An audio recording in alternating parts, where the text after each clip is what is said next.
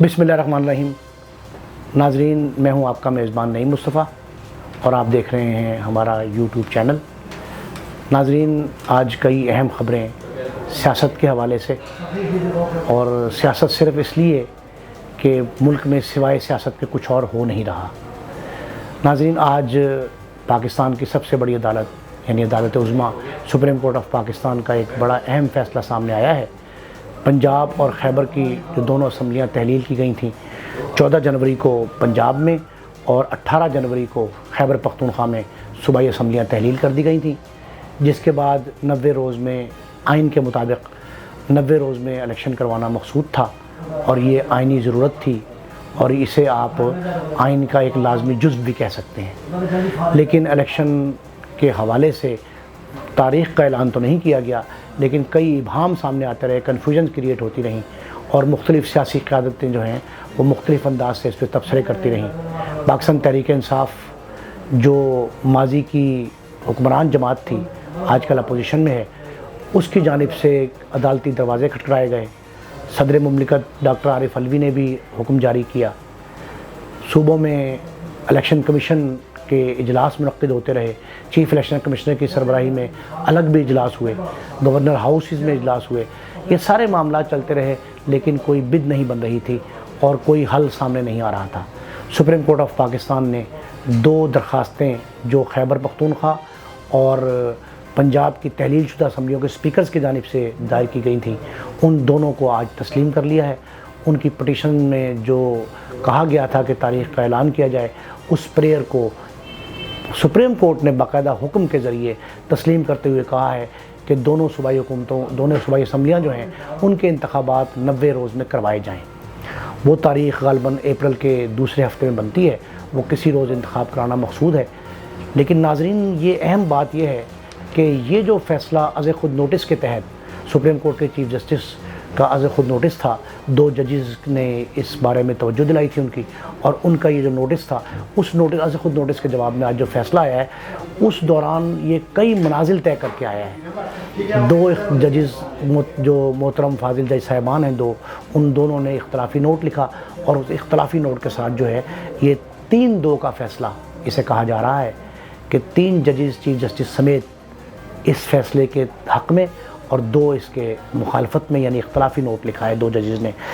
इस हवाले से कहा तो ये जा रहा है कि जो 2 जजेस इससे पहले इस लार्जर बेंच का हिस्सा थे, उनके इख्तलाफी नोट भी मौजूद हैं। अगर वो भी कंसिडर हो जाएंगे तो फ़ैसला 4-3 से, यानी आज जो 3-2 से है, वो 4-3 से फ़ैसला हो जाएगा और इख्तलाफी नोट वाले जजेस की तादाद बढ़ सकती है। लेकिन ये एक ऐसा आइनी नुक्ता है जिस पर क़ानूनी और आइनी अमूर के माहिरीन जो हैं वो अपने अपने अंदाज से तबसरे कर रहे हैं। लेकिन नाजरीन, ये बड़ी अहमियत का हामिल है ये फ़ैसला कि इसको तस्लीम कैसे किया जाता है। इससे कबल लाहौर हाई कोर्ट ने फ़ैसला दिया था कि इलेक्शन की तारीख़ कराई जाए। सदर मुमलिकत ने जो है खैबर में तारीख़ के ऐलान जो कर दिया, उस पर भी मामला था। उसके बावजूद जो है अमल दरामद नहीं किया इलेक्शन कमीशन ने और माजूरी ज़ाहिर की थी।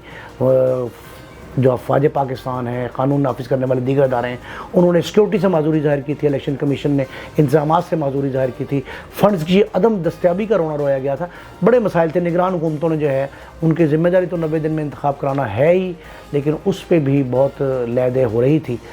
उसके बाद ये जब फ़ैसला आया और इस फ़ैसले पे भी जो है वो एतराज़ात सामने आ रहे हैं। अगरचे वफाकी हुकूमत ने आज प्राइम मिनिस्टर मियां शहबाज शरीफ की सदारत में होने वाले इजलास में ये कहा है कि हम इसमें अपील में नहीं जाएंगे, लेकिन उसके बावजूद जो तबसरे आ रहे हैं उससे लग ये रहा है कि शायद इलेक्शन जो है फिर उसी जगह पे हम आगे खड़े हो जाएंगे जहां इस फ़ैसले से पहले थे।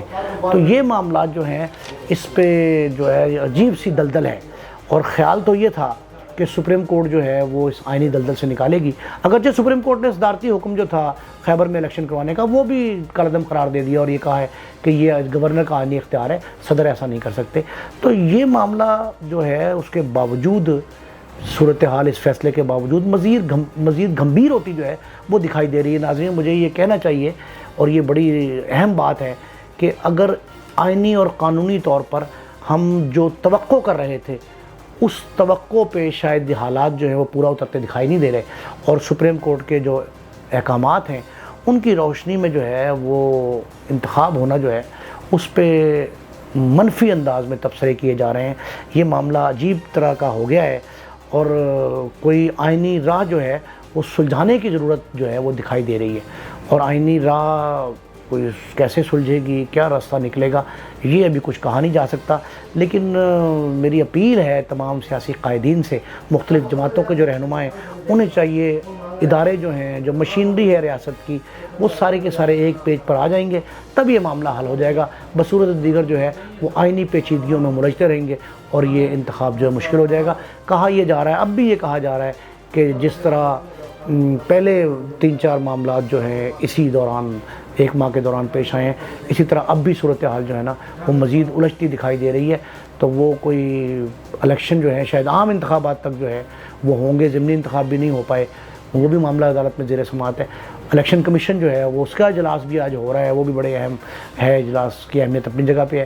یہ معاملہ جو ہے یہ ہمارے سیاسی قائدین جو ہیں ان کی ذمہ داری بنتی ہے کہ وہ اس کی کوئی راہ نکالیں اور مل بیٹھ کر جو ہے سپریم کورٹ نے بھی اپنے ریمارکس میں اور فیصلے میں یہ لکھا ہوا ہے کہ سیاسی مشاورت جو ہے قومی سطح کی وہ مشاورت ضروری ہے.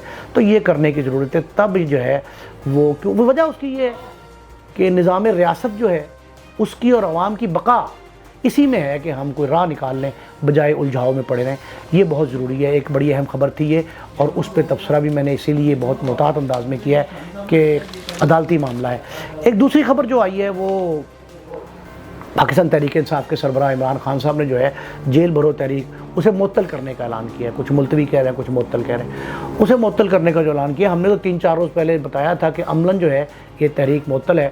اور پرویز خٹک صاحب کے حوالے سے جو خیبر پختونخوا کے سابق وزیر اعلیٰ بھی ہیں اور پی ٹی آئی کے صوبائی صدر بھی ہیں, ان کے حوالے سے میں نے یہ انکشاف کیا تھا کہ یہ جیل بھرو تحریک جو ہے اسے مزید کنٹینیو نہیں کیا جائے گا.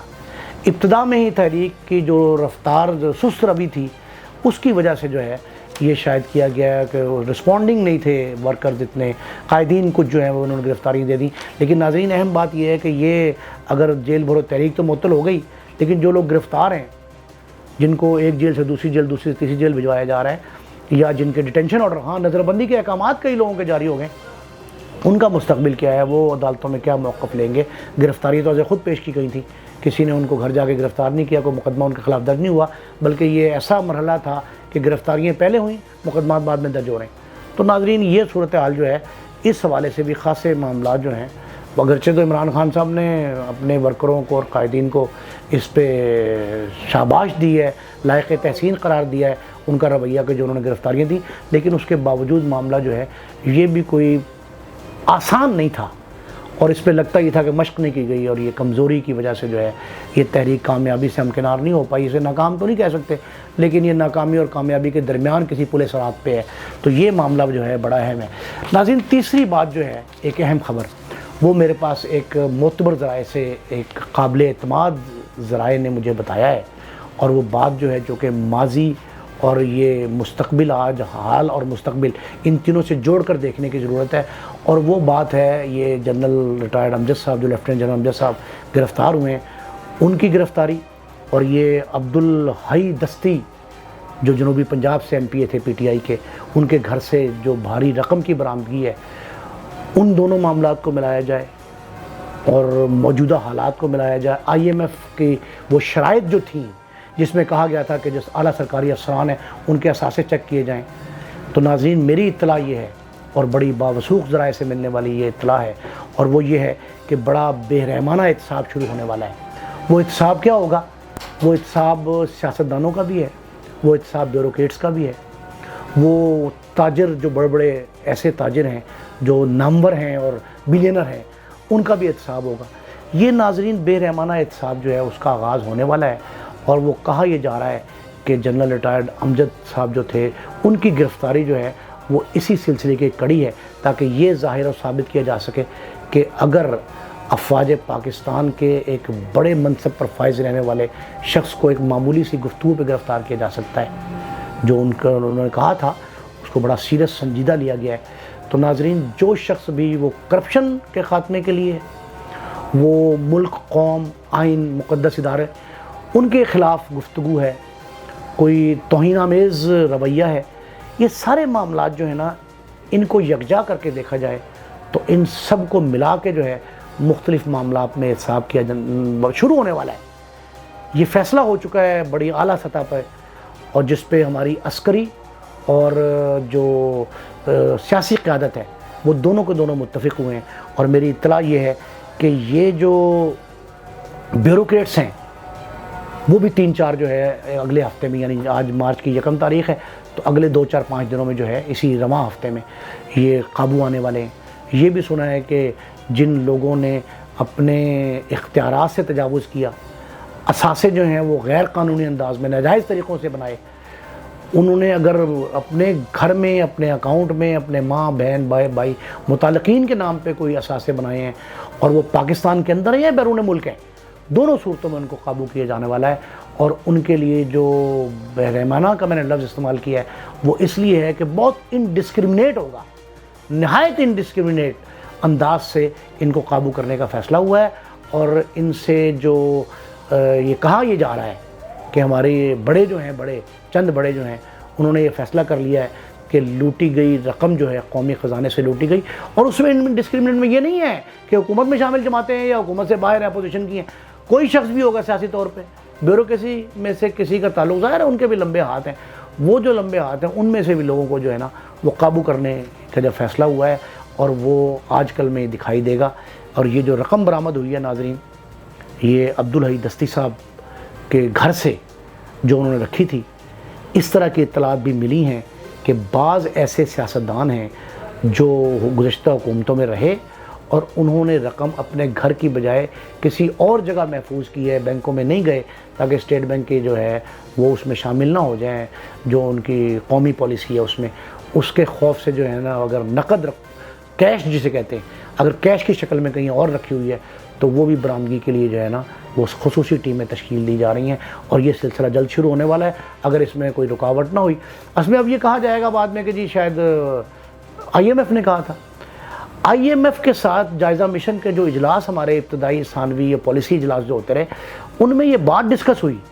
پھر اس کے بعد قومی سیاسی سطح پر اور عسکری قائدین کی موجودگی میں یہ فیصلہ ہوا ہے کہ یہ جو ہے لوٹی گئی رقوم جو ہے یہ برآمد کی جائیں، اور اس احتساب میں جو اس انداز سے تلوار چلائی جائے کہ کوئی بھی شخص جو ذمہ دار ہے اور قصوروار ہے وہ بچ نہ پائے. تو ناظرین دیکھتے ہیں کہ اس پالیسی جو بنی ہے، یہ جو خفیہ اطلاع ہم تک پہنچی ہے، اس کا بنتا کیا ہے اور کیا ہوتا ہے، اور اس میں کون کون زد میں آتا ہے، کون بچ نکلنے میں کامیاب ہوتا ہے. لوگوں نے کئی وے آؤٹ نکالے ہوتے ہیں، ان میں بچ جانے میں کون کامیاب ہوتا ہے، یہ جب ہی جیسے ہی کوئی اطلاع مجھ تک پہنچے گی میں آپ سے شیئر کروں گا. اپنے میزبان نعیم مصطفیٰ کو اجازت دیجیے. اللہ نگہبان. کیونکہ خبروں کو اب چلنے دو.